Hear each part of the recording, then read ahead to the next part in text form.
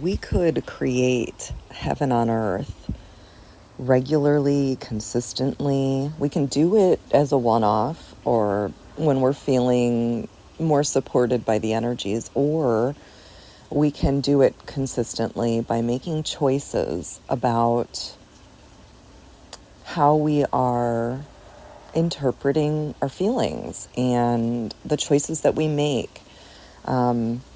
What we choose to focus on in our inner world is a direct reflection of what we see show up in our outer world. And how we perceive our outer world will determine the state of our inner world, or our inner peace, or our ability to maintain it. So what does this look like? In NLP, neuro-linguistic programming, or life coaching, it looks like reprogramming the brain. It looks like managing your emotions. In esoteric, it's alchemy. It's using earth, air, fire, and water in order to perceive your outer reality, but also find the gratitude, right? And it's not spiritually bypassing. When you do it consistently, you're going to go through and experience cycles of emotions, of things that come up that are outside, external, and beyond your control. We live in a world, of an agreed upon collective, and we can't control outside of ourselves. In this dense reality, it is a frequency. So your outer frequency is determined by your inner state, which generates that.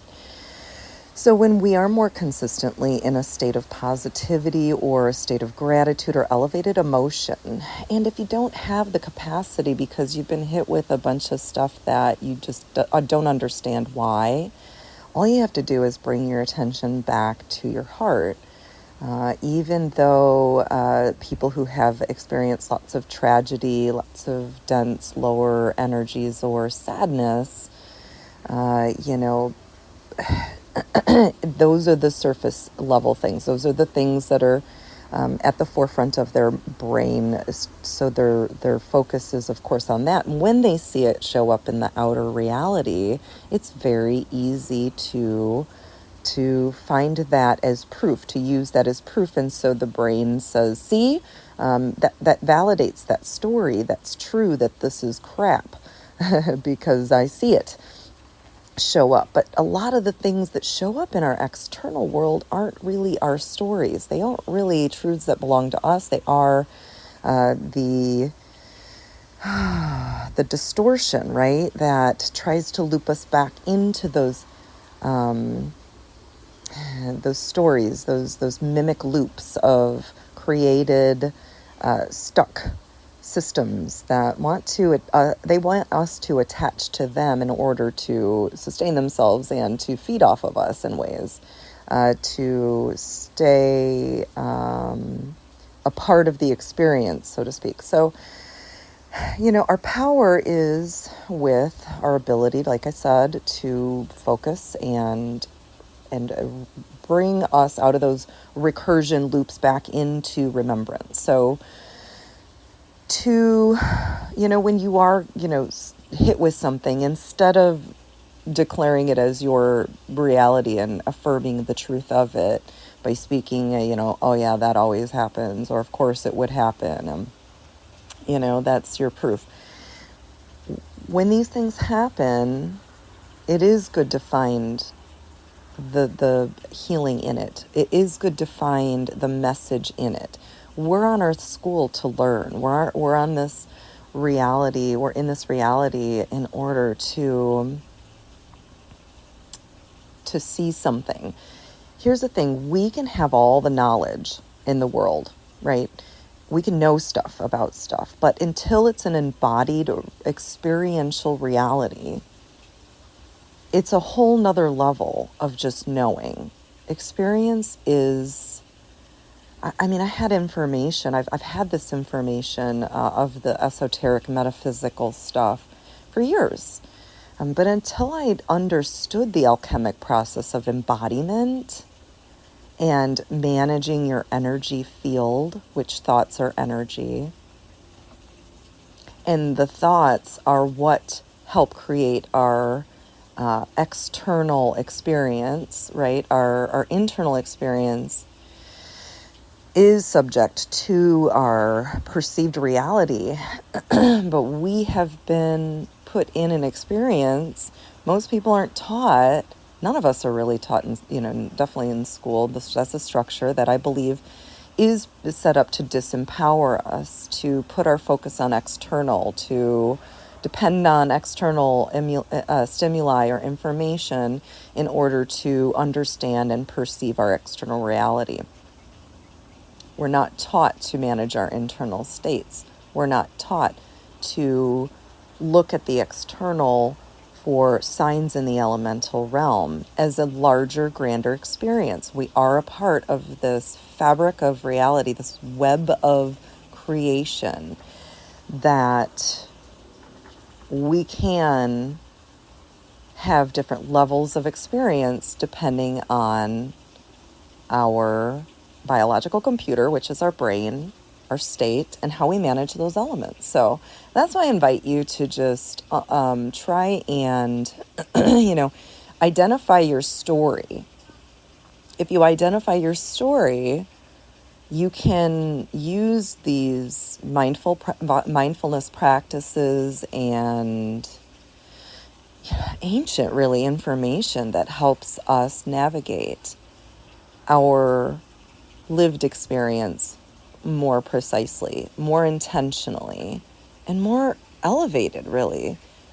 Less subject to external information, external waves, which come in all forms. Your phone emits waves. That's why it's, people are creeped out by my phone is psychic.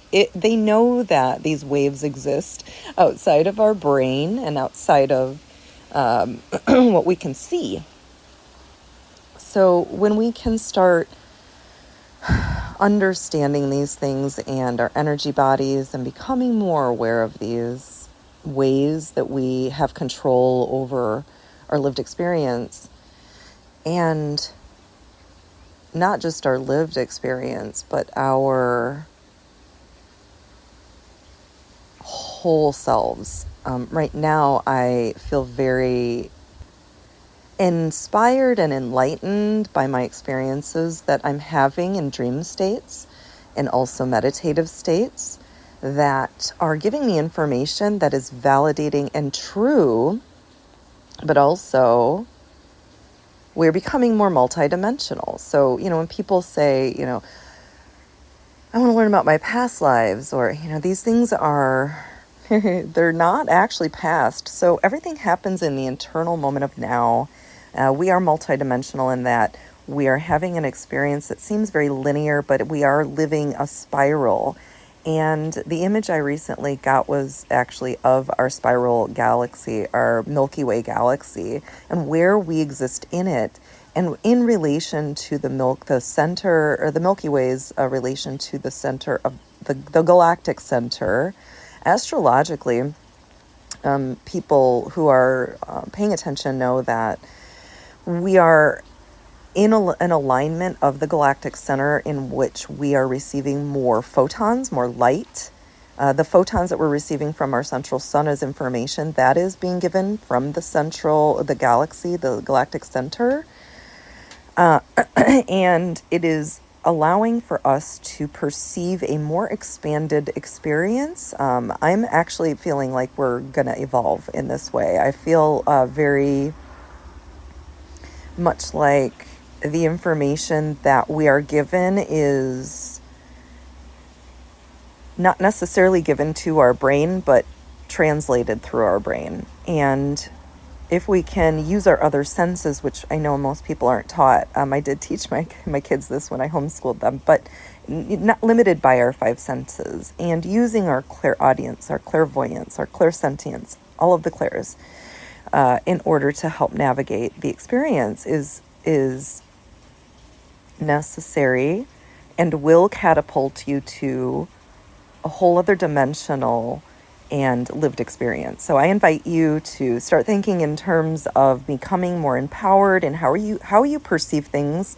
internally, externally. How are you, using what discomforts you are experiencing, both physically and in external ways, relational ways, and how you're living your experience, and how you are using those experiences to learn, grow, and become more embodied and hold more light, hold more life force.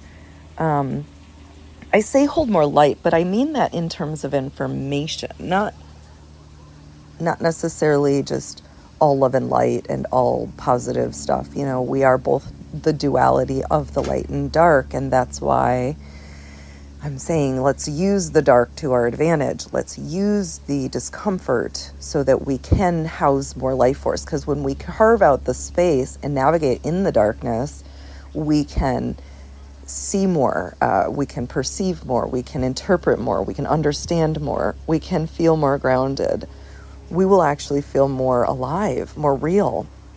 We won't be so scared to move into those dark places because we'll understand that we have more power there. We have more power to navigate, to understand, and we're less influenced.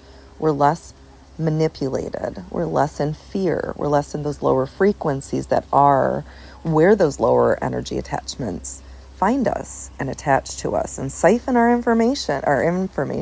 energy.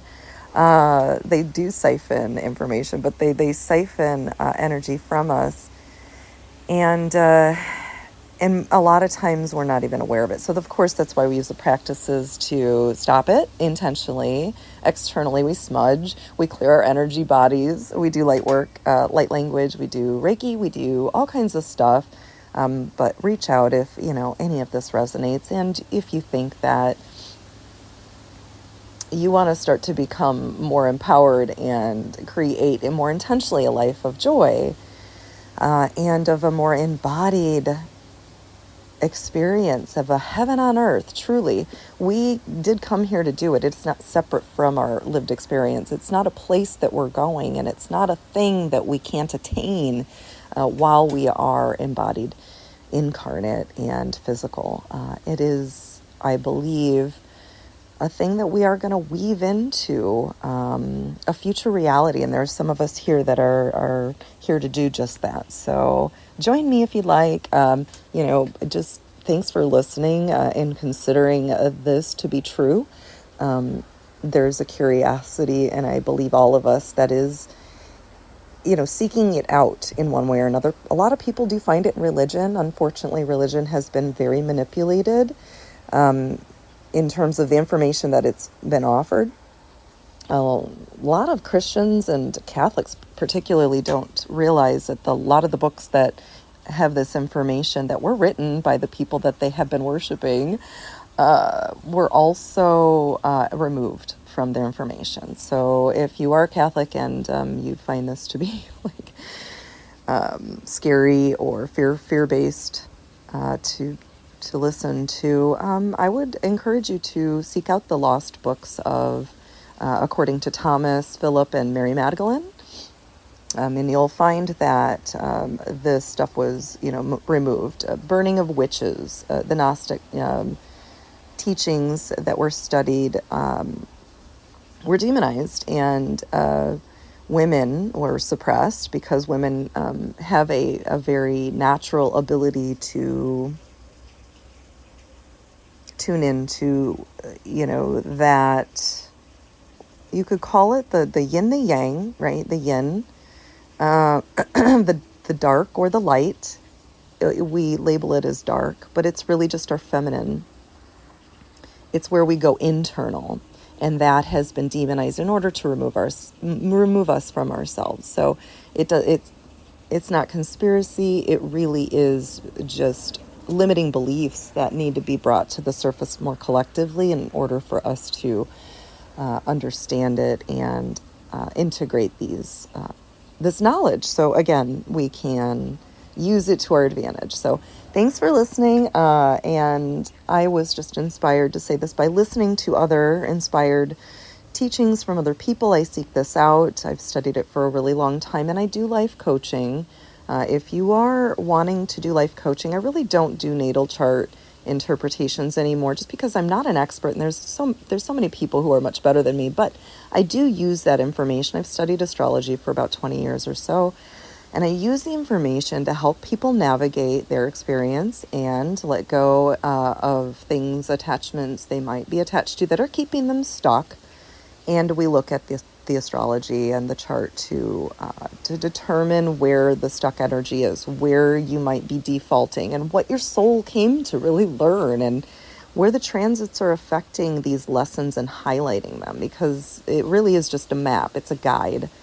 Anybody who knows somebody who does human design, definitely pay attention to that. It's a really good tool. I don't know about it. I haven't learned the science of it. All I know is when I've looked at it, it's been very spot on. So, and everybody who knows it seems to really know what they're talking about in all the other ways too. So feel free to reach out.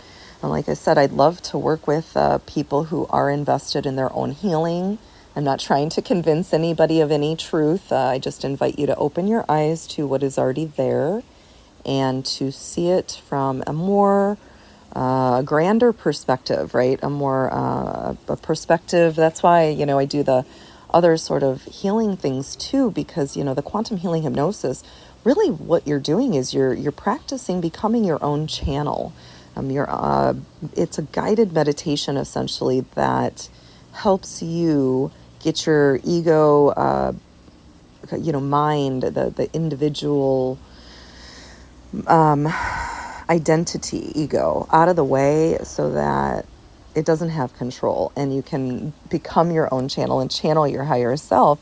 When you do this and put it into practice more often, then it starts to become a more natural, regular thing. So, if you're interested in doing that, it is sort of a regressive hypnosis technique that does take a couple of hours, 2-3 hours or more to sit with and practice doing, but some profound information can come through with that as well. You can find me on Dolores Cannon's Quantum Healing Hypnosis Practitioner website. I'm in the Space Coast area, and I do work one-on-one with people still for now. But I also do host groups. So if you're wanting to host a group or an event in which, astrology chart, natal chart interpretation or readings, or any sort of esoteric metaphysical knowledge is intriguing to you, and you'd like to host an event or any sort of, like I said, little gathering that you'd like this to be discussed, or